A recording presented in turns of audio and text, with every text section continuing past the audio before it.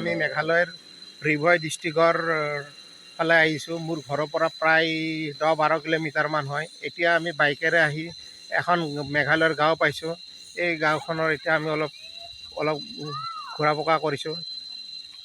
এই ৰাস্তাটোৰে এনেকৈ ৰাইট চাইডে যদি গুচি যায়, ৰাইট চাইড গৈ গড়ভঙা হৈ লখৰা ওলাব পাৰিব। আৰু লেফ্ট চাইডে আপোনালোকে যায় যদি কেঁচা ৰাস্তা, এই লেফ্ট চাইডতো কেঁচা ৰাস্তা, সেইটোৰে আপুনি বাইক বা 4 হুইল সৰু গাড়ী বা খোজকাঢ়ি আপুনি বৰ্ণিহাট ওলাব পাৰিব।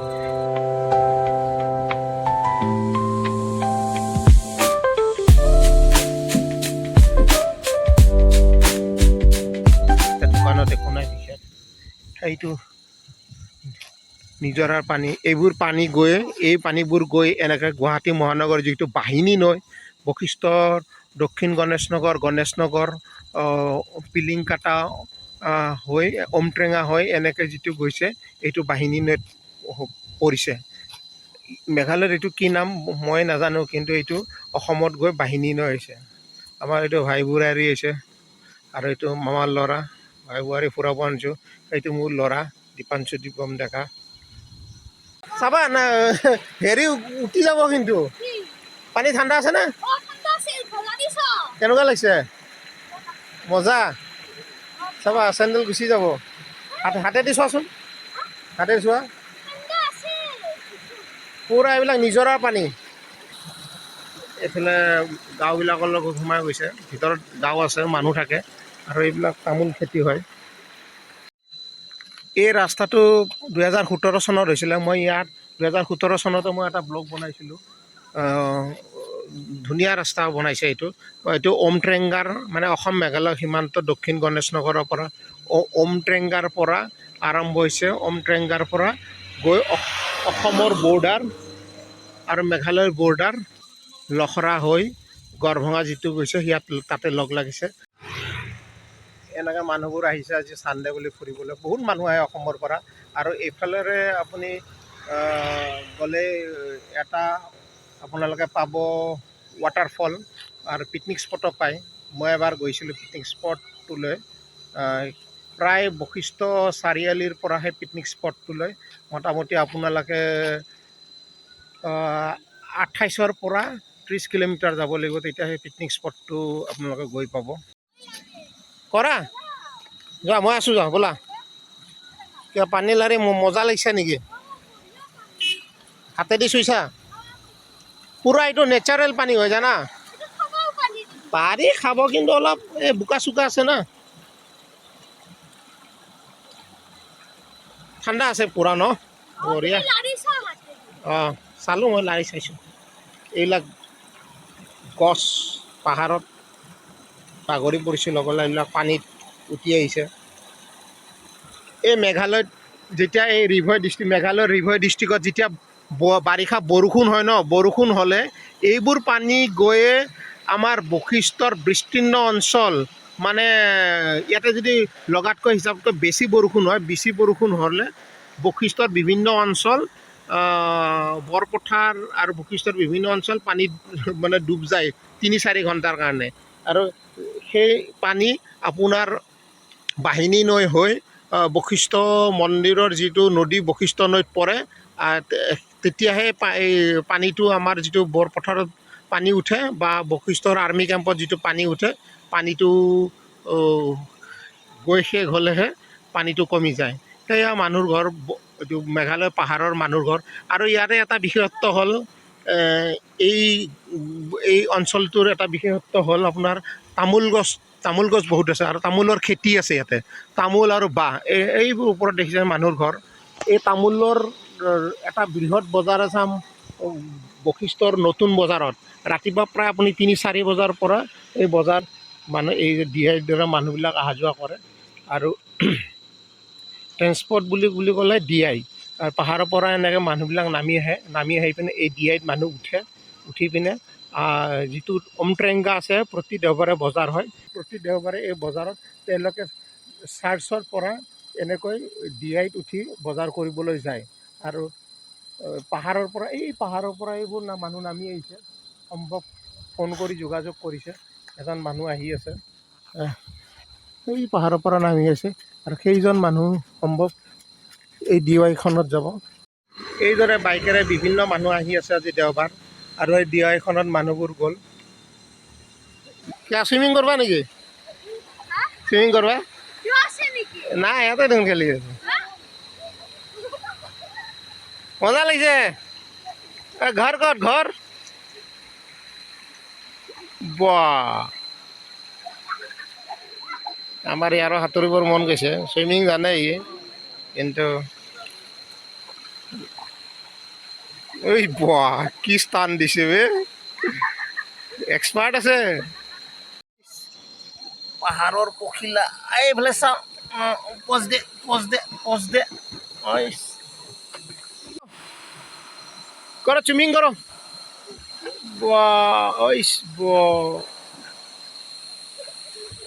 বা হেৰি কি বেকফালে সাঁতুৰিলে কি কয়? পিছফালে সাঁতুৰিলে কি কয়? Back stroke. বেক ষ্ট্ৰক কৰি আছে। এইবিলাক ইণ্টাৰনেটৰ তাঁৰ আহি গ'ল। আগতে নেটৱৰ্ক নাছিলে, এইবিলাক লাইটৰ বস্তু বহাইছে, লাইনো আহিব। ডেভেলপ হৈ আছে লাহে লাহে। এইফালে লাইন আছে, এইফালে লাইন নাছিলে, এতিয়া লাইন আহিছে। এতিয়া আমি যাওঁ, বাইক লৈ আহিছিলোঁ। ব'লা। তেল 2টা ঘাট দেখাইছে, গৈ পাম কিবাকৈ। 10 কিলোমিটাৰ পূৰা। অঁ, এইফালে গ'লে আৰু 25 কিলোমিটাৰ টোটেল যাব লাগিব। এই লাইটৰ তাঁৰ আহিছে দেখিছেনে? এইবিলাক পূৰা এই বৰ্ণিহাটৰ পৰা আহিছে। অঁ, বৰ্ণিহাটৰ ফালৰ পৰা আহিছে।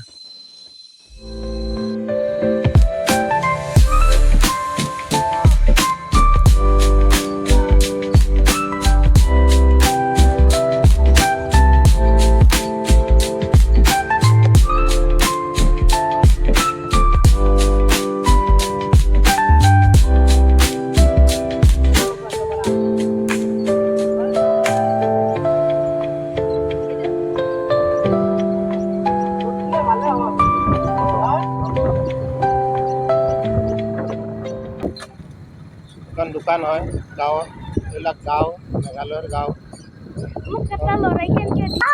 বাছ এইবিলাক দোকান, এইবিলাক পুখুৰী পুৰা, এইবিলাক পাহাৰৰ পৰা নামি আহে। এইবিলাক চাংঘৰ বনাইছে।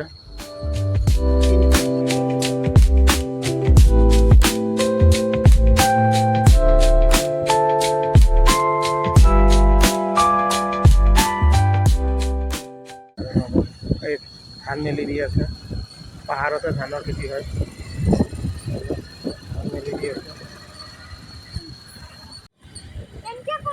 গাড়ীৰ চাবি অফ, গাড়ী যাই আছে।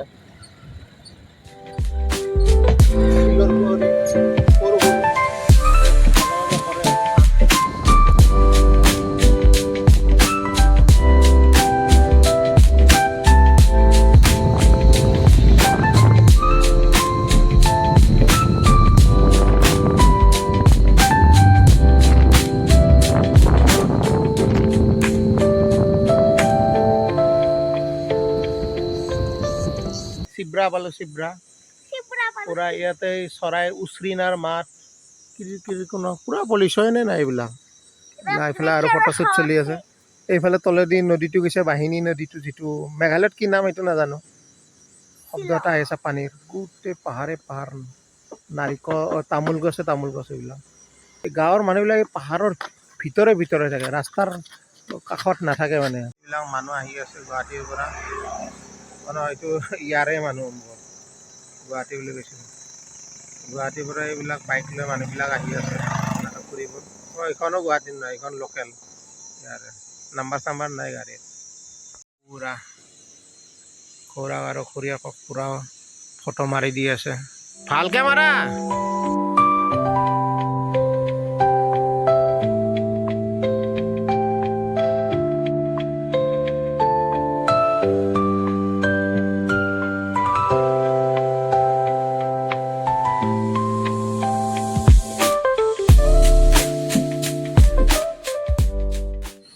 এয়া চিব্ৰা, অমট্ৰেঙা পাৰ হৈ চিব্ৰা পায়।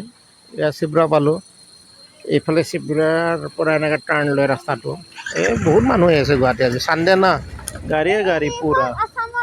অসমৰ গাড়ীখন মানে অমট্ৰেঙা পাৰ হৈ চিব্ৰা চিব্ৰাৰ পৰা যাই থাকক আৰু চিব্ৰাৰ পৰা একেবাৰে প্ৰায় 22 কিলোমিটাৰমান যাব লাগিব অসম আৰু মেঘালয় যিটো বৰ্ডাৰ গড়ভঙা আৰু গড়ভঙাৰ পৰা আকৌ যদি লখৰা যায় আৰু 18 কিলোমিটাৰ। এই চিব্ৰা বজাৰ এই বেপাৰীবিলাক আহিছে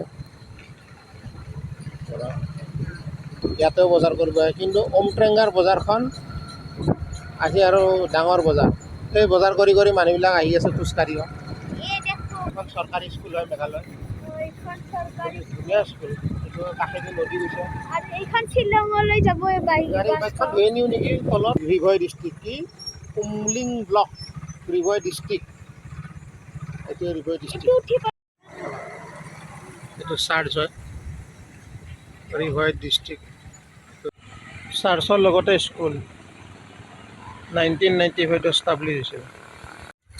এনেকৈ ডিআইবিলাকত মানুহ অহা যোৱা কৰি আছে। ইয়াৰ পৰাই আৰম্ভ হৈছে ওমট্ৰেংগা বজাৰ। ওমট্ৰেংগা মেঘালয়, অসম মেঘালয় বৰ্ডাৰ ওমট্ৰেংগা, ইয়াৰ পৰা বজাৰ হৈছে। এই ডিআইবিলাকতে মানুহ আহে এনেকৈ, এই উঠি আছে মানুহ এই ডিআইতে মানুহ অহা যোৱা কৰে। কোনো নাই আৰু মানুহ ৰিভয় ডিষ্ট্ৰিক্ট। এতিয়া আমি এইফালে শ্বৰ্টকাট মাৰি আমি ঘৰত যাম। আমাৰ শ্বৰ্টকাট ৰাস্তা এইটো। এইটো অসম মেঘালয় সীমান্তৰ এইটো গাঁও। এইখন মেঘালয়ত আছোঁ আমি বৰ্তমান। এতিয়া এইফালে ৰাইট চাইডে মেঘালয় গাঁৱত পূৰা ধুনীয়া ঢালাই ৰাস্তা। আমাৰ এইফালে সোমোৱাৰ লগে লগে কি বোকা পানী।